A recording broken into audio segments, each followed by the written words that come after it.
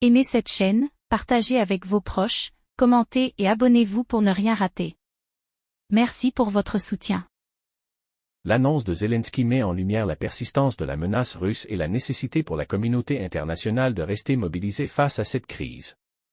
La stabilité de la région dépendra largement de la capacité des parties prenantes à réagir de manière coordonnée et responsable. La paix demeure encore un objectif lointain, mais indispensable point dans un climat de tension persistante entre la Russie et l'Ukraine. Le président ukrainien Volodymyr Zelensky a récemment révélé que la Russie serait en pleine préparation de nouvelles frappes sur le territoire ukrainien. Cette annonce ravive les inquiétudes de la communauté internationale et souligne la fragilité de la situation sécuritaire dans la région. Selon Zelensky, des renseignements fiables indiquent un renforcement des capacités militaires russes près des frontières ukrainiennes ainsi qu'une intensification des mouvements logistiques.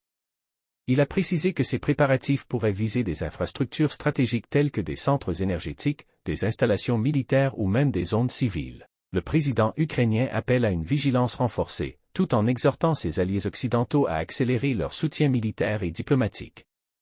Cette déclaration intervient à un moment où les efforts pour parvenir à une désescalade sont au point mort, tandis que les pertes humaines et les dégâts matériels continuent de s'alourdir.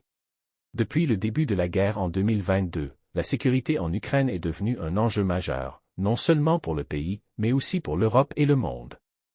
La menace constante des frappes russes, les infrastructures détruites et l'insécurité civile ont bouleversé la stabilité du pays. Et la sécurité en Ukraine est marquée par un contexte de guerre active.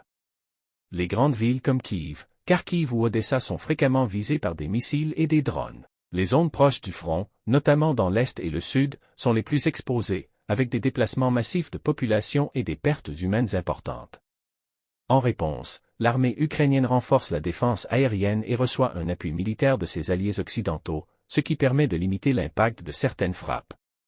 Par ailleurs, la cybersécurité est aussi une priorité, face aux attaques numériques visant les infrastructures stratégiques du pays. Malgré cela, les civils vivent toujours dans l'incertitude, et de nombreuses écoles, hôpitaux et routes sont partiellement ou totalement détruits. Et la sécurité en Ukraine reste fragile.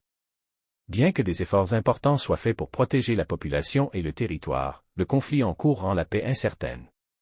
Un retour à une stabilité durable dépendra d'un cessez-le-feu crédible, d'un soutien international continu, et d'une reconstruction solide du pays.